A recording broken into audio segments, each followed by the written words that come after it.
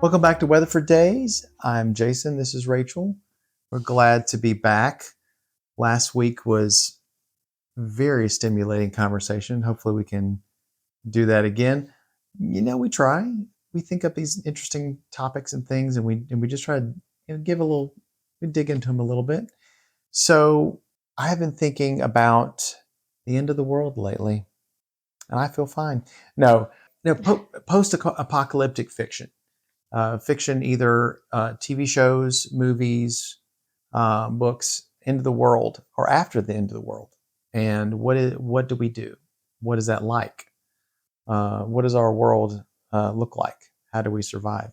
These are all big questions that you tend to ask when you deal with that. And post-apocalyptic fiction is a literary and cinematic genre that depicts the world after a catastrophic event that has significantly disrupted or destroyed civilization, whatever that might be. When we think about post-apocalyptic kind of fiction in that genre, what do you think about? What comes to mind to you? And that could be anything. I've read a lot of post-apocalyptic. The first thing that popped to my mind when we were talking about this was the Shannara books. Those are some of the ones that I just thought were the best done of any of the books that I've watched. I think that I've probably watched more movies or TV shows that are post-apocalyptic than Yeah. I have books, but those are the ones that were the most post-apocalyptic. Though I feel like a lot of the books that I have read that had a lot of history in them, a lot of world building, Yeah. have had those apocalyptic events throughout their histories. Yeah. I think that the books copy the real world in how we see the events in the Bible, because the Bible began with an apocalyptic event with the flood, and then it ends with the apocalypse in Revelations. Yep. So you have all throughout history, you have these stories that where just major earth shaking things happen. I think you were thinking of Egypt. Right. I was thinking of the end of the world is different for different people. The children of Israel, when they were taken into captivity in Egypt, it was a complete overturning of what they knew. And then once they're out and they are, God shows himself strong, now they are wanderers in the wilderness, and they don't have any of the creature comforts that they could depend on. They had to be very nomadic and also remember, hey, God's got our back. But they complained a lot, and they wandered in the desert for 40 years because of that complaint. And I kept thinking about a lot of those post-apocalyptic movies where they're wandering in the desert, and generally they have to have somebody that's very charismatic, be there or whatever, be their leader. And so it's not that hard to think of that kind of thing when you see a post-apocalyptic situation. There have been many different things in history that almost ended it. I think there was one. I think recently when I read an article when they said, hey, if you think that this pandemic thing is the worst thing that ever happened, then you're not thinking about what happened in this particular year. And Back in 1918, the Spanish, yeah, the Spanish Spanish influenza, you influenza. go back to the Black Plague. Yes, this one I think took place in either 500, it was like 500 AD or somewhere in there. What happened is a volcano had unleashed just all this ash. It covered the sky, that it blocked a lot of the light, and you had just thousands of people died. To them, it may have been the end of the world for them, but it's the end of the world somewhere for somebody at some point. I mean, we may have all the wonderful things that we have in our civilization, but somebody somewhere is dealing with something that might be their end. It could be environmental, could be any kind of collapse that they're dealing with. But what do we do? Do we just feel like God's abandoned us and we just abandon God back and lose our faith in humanity and the people that we're supposed to, what do we do? what happens when you take all those things that we depend on and they're gone now? So, I mean, do you cling tightly to each other? Do you, or do you know? It kind of these kind of situations show you what you're really all about. Yeah. I think that's what these stories that's the reason why people write these stories, right? Is Mm, they're saying, what do we do? So, and I think that ultimately I found a connection between this and stories that were written like Robinson Crusoe and Swiss Family Robinson, when you have kind of everything taken away from you and you're brought back to the basics. I think that these stories ultimately show us what is inside mm, of us as humans. It's the ultimate coffee cup analogy, right? When you may have heard of this or not. We had a good teacher, elder in our church, that used this all the time. He said, when you shake the coffee cup, what happens? The coffee spills, right? Well, why did the coffee spill? It's not because you shook the cup, it's because coffee was in the cup. The world is going to shake you. You're going to experience those times when something happens to you, and what's inside of you is going to show up and it's going to come out. And I think that apocalyptic stories, post apocalyptic especially, wherever you are in that, because you have stories that start before and then take you all the way through until they may end when you're kind of starting to try and recover and build back, or you have stories that start after the event and then take you through the building back. But wherever it is in that you are, you're seeing, because of this shaken event, because of something that's taken and just upset everything in people's lives, you're seeing what is inside of them. It's the ultimate way to break people down and see who they are at the very core of them. when there's no law, what do you do now? Mhm. One of the I'd say, and whenever I think of a post-apocalypse, I think of a particular series of movies. Now, you might say that it starts off with a pre kind of apocalypse, but I think the second movie in the series on is where it really just kicks in. And it's I guess, the MadMax Road Warrior series. Originally, it was Mel Gibson played Max. And I never thought about this, but he's almost like a John the Baptist wander in the desert. He's made his own way. He is this lone figure, almost like a prophet. Not really, but he's a guide to take you from one place to the other, to protect you from these bandits and warlords. But again, we talked about what happens when you shake the cup. Well, for some, when you shook the cup, you found out what was really in them, and it was the violent take it by force. It was the might makes right. They grabbed society by the horns and said, I'm going to rule with an iron fist. You do what I say, and we take what we want. And you can justify that by saying, got to do what you got to do. But what happens when somebody has kind of that old school honor and justice? What does that look like in a world with no law? Is it the law of your own heart? And I think that a lot of the ones that I have seen kind of they teach you there's a balance, right? Hmm. Because if you don't prepare at all, then you're going to die. Everybody has to have to figure out the basics. And depending on what kind of situation has created the apocalypse, like whether it's something that just it took out everything and then it's over and there's no more threat, you just are left to build back, or whether it's an ongoing thing, like you've got an alien invasion or something like the Quiet Place or Bird Yeah. Box, or those where you've got an ongoing threat. You have to find the basics. You have to find shelter, you have to find protection against threats, you have to find food, water. What if there's a plague Right. that's still ongoing? Then you risk infection or people that can spread that plague. Your zombie movies. Oh, huh. Well, and I mentioned to Rachel before, I know that the first thought with those kind of films and those TV shows are just kind of a gross, ick factor to that. But what I found interesting is that one of the original directors of that, he said, I see this as an environmental, as a almost an allegory for an environmental issue. You can't stop it. It's going to keep coming. And what do you have to band together to keep it at bay. Did we cause this and bring this on ourselves? So can we take that lesson forward?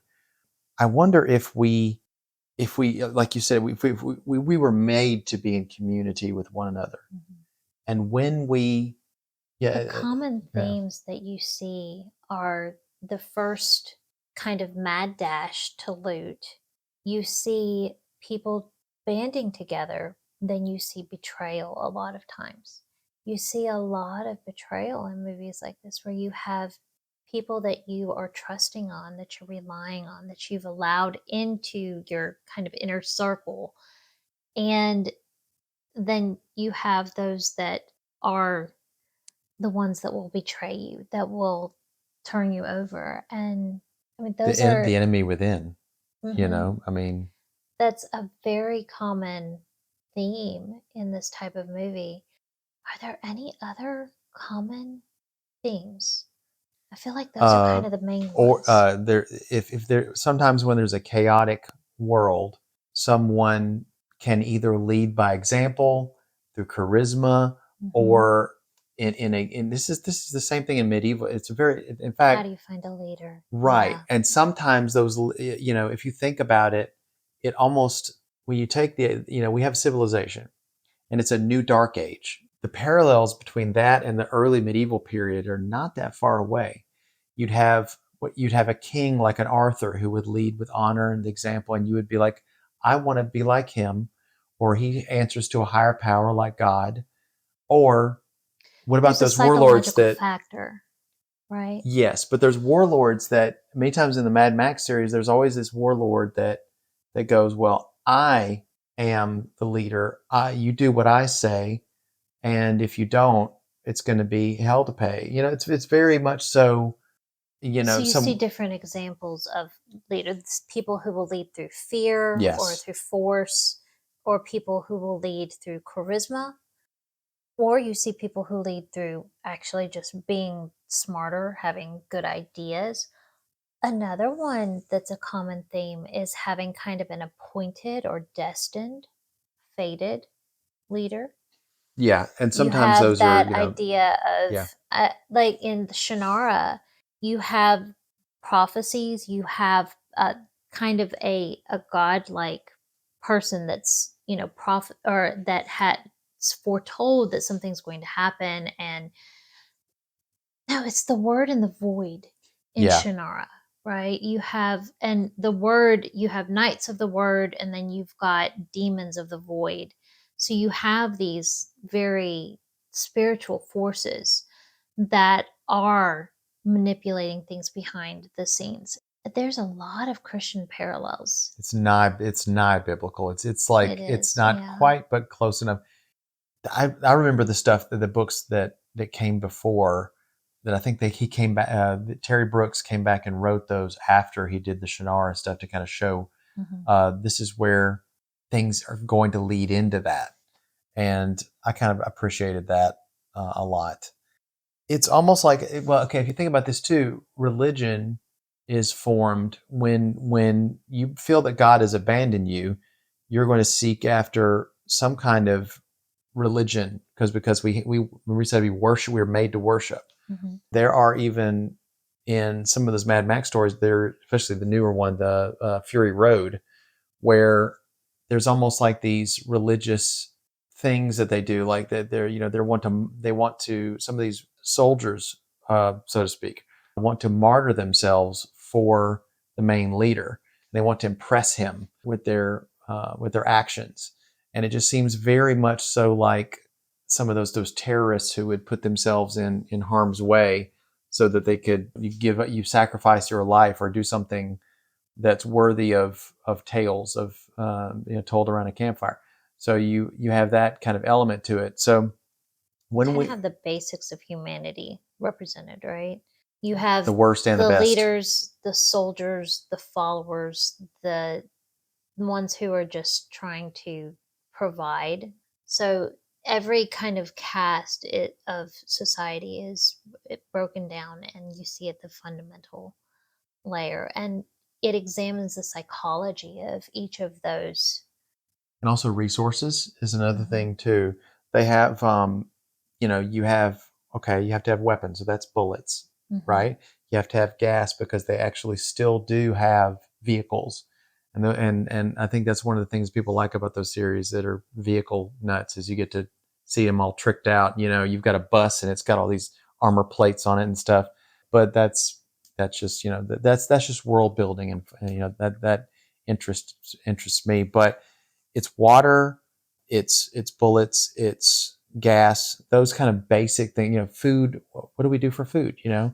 And do we, when you don't have the food that you need, do you go a more bestial route? Like you said, shake the coffee cup and see what comes out.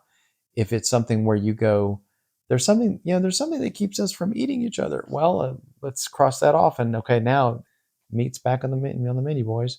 It just shows when you break somebody down, what decisions will they make that in our world they never would have ever made, and they're making them then. But I don't think that they ever really portray. They portray that as desperation. And the main characters in the quote heroes, which I don't know what to call that, but in those times when it's the end, they usually make the better choices. They don't kind of do that kind of thing.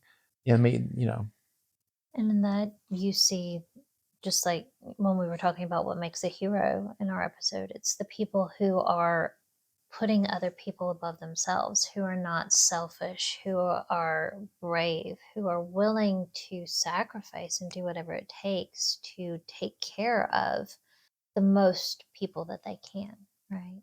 yeah. And of course, those are the kind of characters that we want to follow and want to see.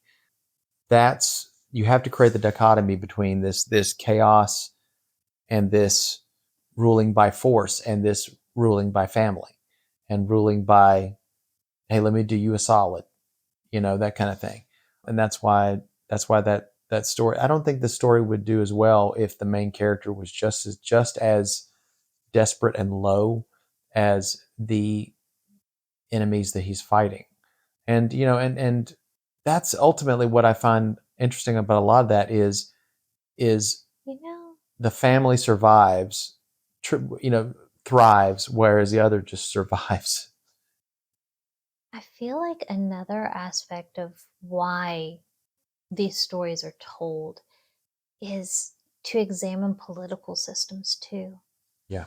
I I think that that's something that doesn't really get thought of very often, but it really is the basis of when you start everything all over again. Not only are you finding out what kind of that you're looking at survival skills, how to find the shelter and the food and the water, and you're looking at the power struggles and then rebuilding society and saying, are we going to have a dictatorship? Are we going to have, a king? Are we going to have this free society where everyone has a say and a vote? A And you're rule looking at by a council, like you said, a right. vote kind of thing, where they're ruling by a group instead of by And a one person. lot of times you see this idea of it's the Lord of the Flies, know?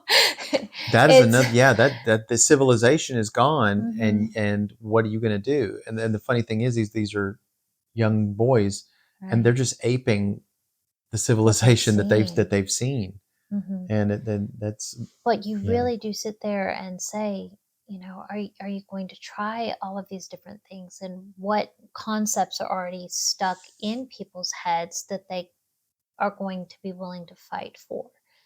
Does somebody understand and know our system as Americans? Are we going to say, is this the best? And can we prove that it's the best because we've taken things back to the very beginning and shown that even in extreme circumstances, people need to have the ability to have their own voice, that you can't just take and force people for their own good to obey. And that's, I feel like, a very strong argument for that free system, for that democratic or republic, dem- democracy, Constitutional constitutional republic. republic. But yeah. So one thing that I found interesting is that people think, oh, if there is a horrible situation that happens, there's an emergency, there's any number of cataclysms, even in small level cataclysms, whatever you want to call that, you would think, oh, there's just going to be people clinging to God and guns, and they're going to sit out on their front porch with a shotgun, going, take it out of my cold dead hands, and basically keep all the food to themselves and things like that. But you do see people looting and things like that and misusing. But the studies have shown that people more often than not will band together and help their fellow man, because there's something in us that says, even when ordinarily we'd be like, oh, I don't want to help this other person, or we might not help. When the chips are down and disaster comes, humans tend to help out more often than not. Mhm. And you will have those elements that will decide to kind of go, hey, it's all for one. It's I'm going to look out for number one. I guess that's what I'm trying to say. But the real test was okay. Example, Hurricane Katrina with the flooding in Louisiana. People band together and they said, well, I've got a boat.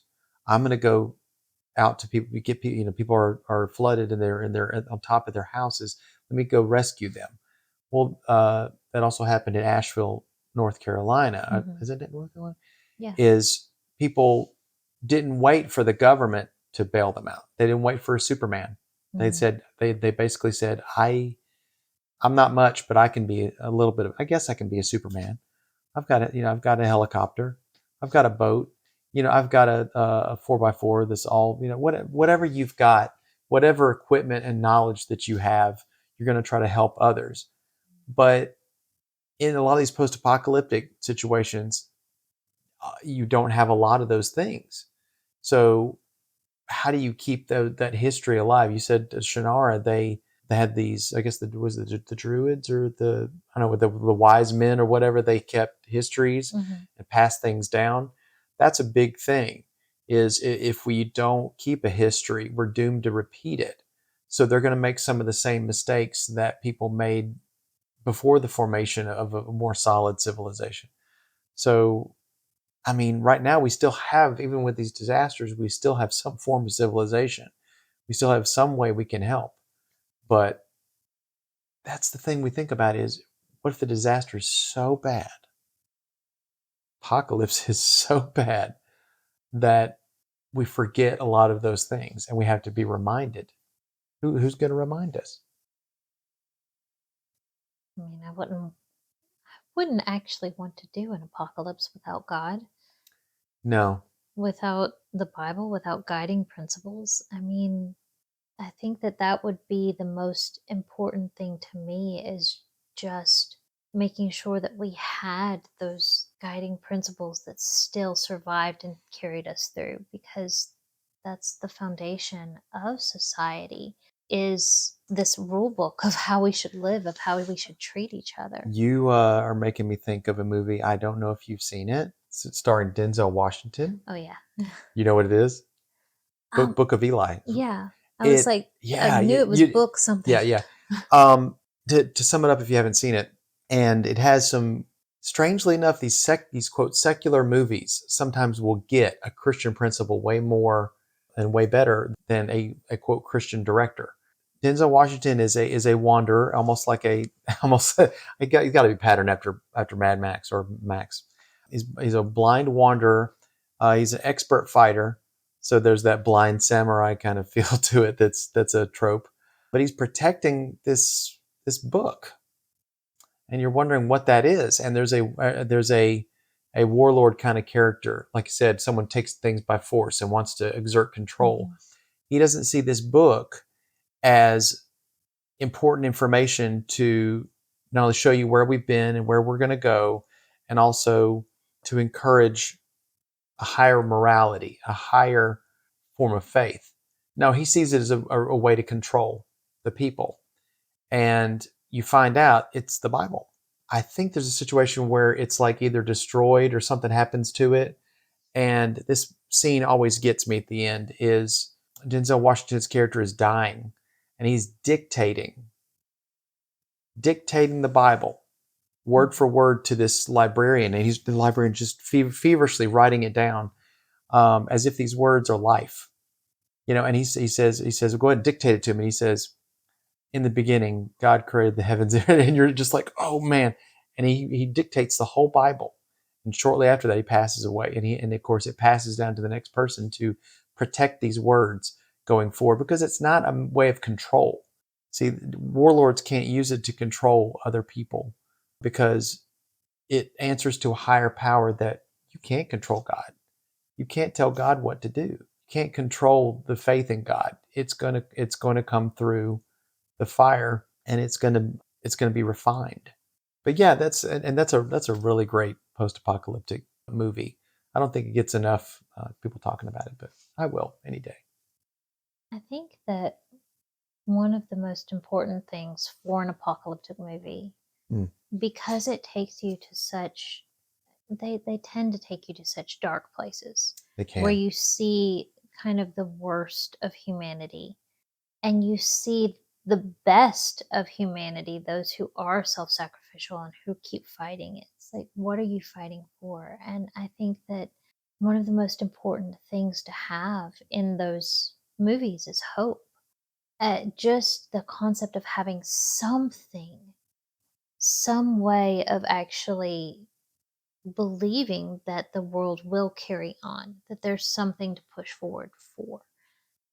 Because I don't know, the ones that I think that I hate the most are ones that it just kind of takes you to there's nothing left to live for, and we're done, and then everybody That's dies. I think I It's think I like think going, that's not my no, and version of I don't think you a would have liked good. this movie. But I think I mentioned it to you. It's a movie and a book, and they're both very bleak.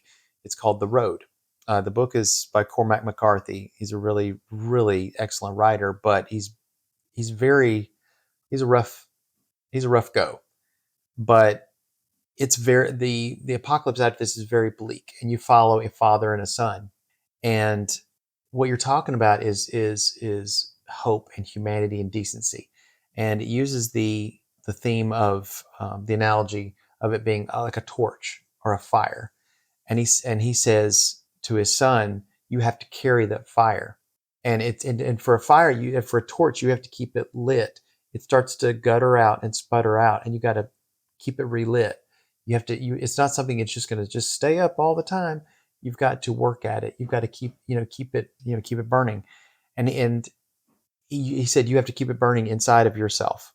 Spoiler alert: the dad does die, and the son, he does get the son to safety and to some people who can take care of him on the other side of the of a destroyed America, and it's very bleak, and it's a rough watch, and exactly what you said, Mm. but it's that hope, that fire that you cannot let just burn out. You have to keep it going, and whatever that is. And honestly, that's humanity and decency, I think most of the movies morals. do take you through that moment, though, where there's the do I just give up hope moment. Is there anything left to keep fighting for, to keep pushing for? Or do we just sit down and die? Or do you Do I go just give make up? really Do bad I? decisions Right. just to survive? And that's not what God doesn't want us to just survive. But that's what That's not what the kind of gospel's about. can differentiate between the good guys and the bad guys, right? Is do you have something that you actually believe in enough to keep pushing forward? And a lot of the times those who you see kind of reverting to the baser instincts Yeah. where they're just going, I will kill and Look out for my own needs Right. rather than anybody else. But a lot of times it's because you see their philosophy as just there is nothing after this. I'm going to die anyway, so I might as well enjoy the last few minutes of my life. There's nothing left to keep pushing for. They're broken so completely down that they've lost hope. And then those who actually push through and who are willing to sacrifice and to keep going, they find something to believe in. They find either it's that they've heard of a place that there is protection and where there's hope, where there's food or shelter or whatever, where there's other people that there's something there to push for and to go through. So there's a journey that they're going for, or they just have enough around them already that they can go, okay, I will hunker down, I will stay here, I will build up, and I will keep going. But I have the belief that there is more, that it may be I have children to live for, right? I have a belief that I can, by continuing on, I can make things better for them. And I think that that's important in every apocalyptic movie that or book. Yeah. Like I said, I've read more, I've read less books in the apocalyptic format. Apocalyptic? Yeah. Well, and the thing is, I have this feeling, and I think it's pretty cynical, but it's probably true. And I've found this in looking at a lot of the B and C level directors, is that all you have to have is a rocky little area, a desert, an old car that's rusted out, and you've got people that can maybe put on old hockey pads and football shoulder pads and stuff like that and spray paint them and give them pipes and stuff and make them look all grungy. And if you've got a post-apocalyptic movie, and you can just keep churning those things out. So there's a lot of just junk, and there's always those ones that are really well done, that tell that really that ask these questions that we're talking about, these deeper questions.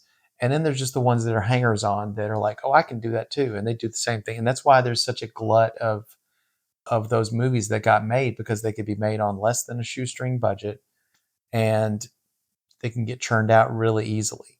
They're very It's very easy to find, rusted out cars that you can have drive around in the desert. But it's a lot more important The to best tell a ones. good story. Yeah, it's not just about having good visuals or having action sequences. You need to actually, for an apocalyptic or post-apocalyptic story, you need to ask the psychological questions. That's what actually makes it good. Yeah, yeah. And those are the ones that stick with us. But what the most important thing that we need to take from this is, let's not, I mean, well, that's one of the things. I know you've got probably your ideas too, but one thing that I'd love to take from these movies is, let's not wait until an apocalypse happens to band together and keep that fire of humanity alive with our fellow humans, and put a hand out to them and pull them up, because you're going to need to pull up yourself sometime too.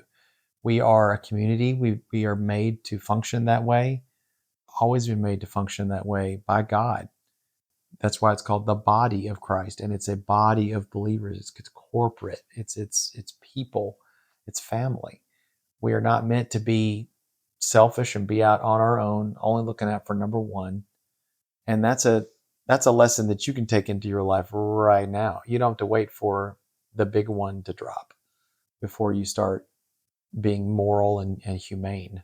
You can do that right this minute.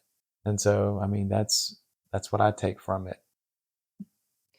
And I'm just going back to the coffee cup analogy. I'm going, God will provide events in our lives that shake the cup. Don't make him actually crack the cup into Have to dump the whole thing pieces out, right? Right. for you to actually learn the lessons of making sure that what's inside of you is is purified, is gold. Are you saying some of us have just black coffee, no sugar, no cream, and some of us have a lot of foam and the unicorn pink stuff inside and all the sprinkles. Hmm. I don't think it's meant to be taken quite that Okay, I think I literally. was bringing that a little too much. Yeah. Yeah. Are you a cappuccino or are you a frappe or venti mocha chocolata, whatever you are? I No, need all the different kinds of coffee. It's yeah, not like to there's make the world anything go any round. better than. Well, all I know is if an apocalypse happens and we happen to be in some kind of area where they have the beans, we might have to make coffee old school style, how the natives used to do it, and it didn't taste very good. Well, maybe not to us, but I'm sure it tasted fine to them. Oh, I don't know about that. It was bitter, very, very bitter. But I, That's what sugar's for. I know, I know. I do. I know you said action sequences, but I was just thinking about some of the best ones have those questions in it, but sure got a lot of really good action sequences. Oh yeah. I Well, can't lie. I love that. Sorry, fiction is I am who supposed I to am. entertain us. It's supposed to transport us out of what we're currently facing into, you can have things that are just fun and fluffy, but I think that among the fun and the fluff, fiction teaches us when we don't even realize that we're learning. And the And books are usually better with regard to those deeper questions because they can meditate on those things a lot more. I have to admit, that movies can be more visual and they appeal to those the adrenaline and instincts, but I think with a book you can dig a little deeper because you don't have those Mhm. elements to kind of those flashy things to distract you.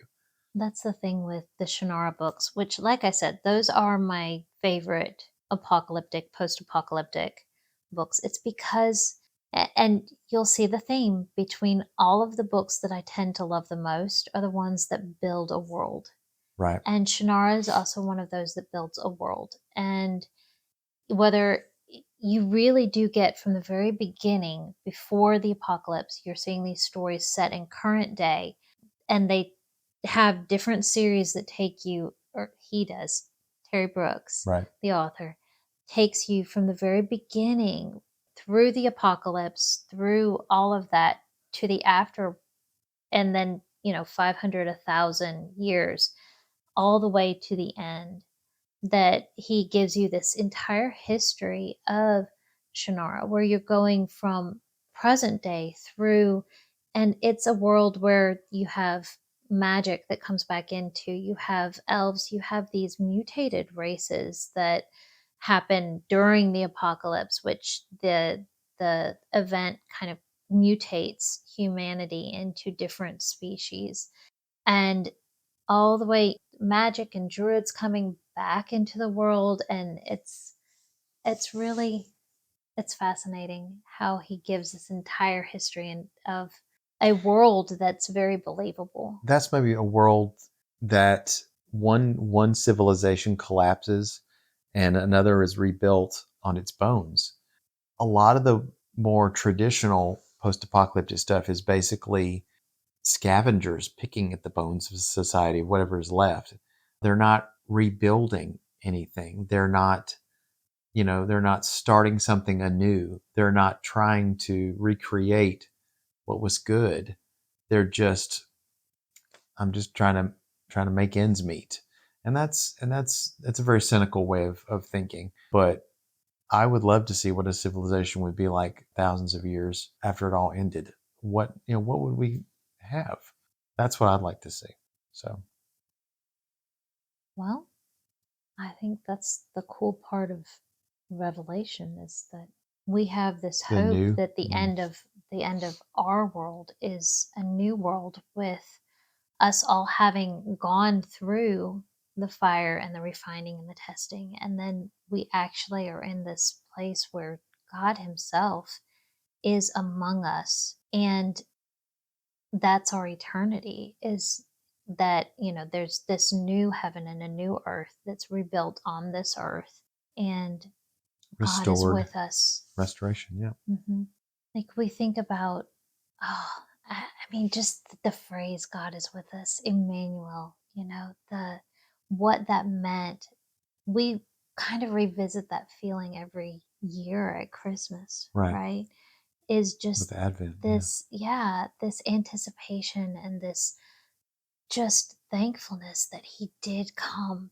But none of us here alive actually know what it is like to have him here in the flesh. We have the spirit that he left with us. And oh, like how thankful are we that we live in this time when we actually have the spirit. I mean, you look at people in the Old Testament and the Bible times that they didn't have that God with us, that spirit dwelling in them like we have the ability to It was have highly now. centralized, and it was in Mhm. it was I mean, in you in see, the temple and in the Ark of the yeah, Covenant, and it was and you very have connected to that. instances where you see that God's spirit entered or dwelt in this person, or that he was filled with the spirit and did this in the spirit. You have those instances in the Bible Yeah. where you see specific people.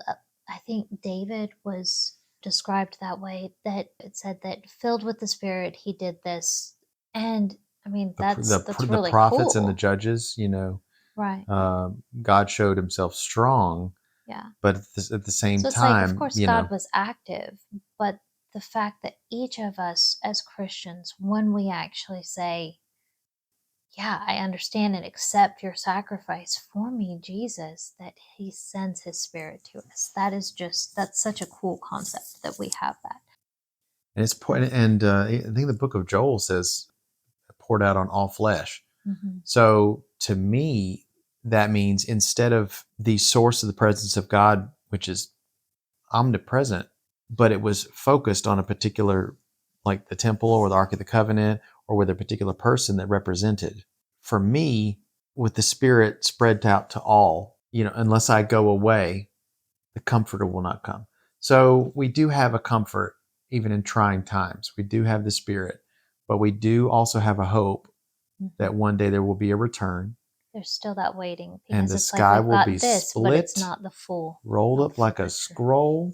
There probably will be some rough situations, and depending on what you believe about the tribulation, whether we will see it or not, that is based upon how you view eschatology. But for me, it It's not based on how you view. I'm sorry. It's like whatever will will be, be. Yeah, regardless of I'm what you saying I'm think saying is going to be. But we'll just I'm get to saying see I'm saying your who thinks correctly. theories, your theory is theory until it happens, and then you go, well, I guess my theory was right, wrong, one of the two. Um, but regardless of what happens, trust in God, where you have those question marks in your life, trust in God, trust in the Spirit. And, the Holy Spirit is a fire, an all consuming fire. So there's that fire that you can keep within Because we have something through in the darkness. common with those people in the apocalyptic books and movies. We have a hope for a future. We have something to look forward to. And I think that that's why those stories resonate with us so much, is because anytime that we as humans don't have those basics and we lose hope and we lose something to kind of look forward to, as there is a reason to keep on going. There's a reason to keep on sacrificing, to keep on pushing, to keep on trying, even when it's hard. We have that in common with them, that we have that hope. We have that something to look forward to. We know that things aren't going to just continue getting worse and worse for our children, that they're going to get better, that God has a plan and he's given us a promise that it's not just going to be bad forever. Well, if your God is civilization and Mm. civilization crumbles, then that God abandoned you. So if you put all your hope and faith in that. So the thing is, you have to have your hope and faith in something that transcends civilization or civilized world that you live in. Because, if your hope is in the rug and the rug gets pulled out from under you, what do you do? And again, those are things that I think I can only speak for myself and my wife here. I can What is it?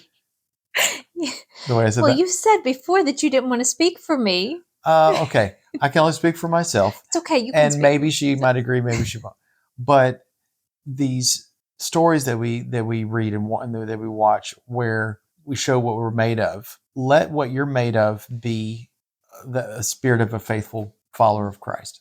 Let that be what you're made of. So no matter what happens, whatever rug gets pulled out from under you, or whatever civilization that you depend on, which we all do day to day. So when that's gone, what do you have? What is your basic? What's your baseline? When it all goes wrong, do you trust in God even through that? The children of Israel did. There's some that didn't make it into the promised land due to not trusting in God. So you have to have that. If God made a promise to Abraham, made a promise to Moses, is he not going to keep it? Is the author not also going to the author, the one who starts the story, not also going to be the one to finish the story? Do you trust God with your day to day, but you also trust him when it goes really belly up wrong? It's not the end of the world, but it is the end of tonight's episode that you've decided to join us with. And we want to thank you for doing that. And we will see you again next week. If the world is not ended by then. Bye.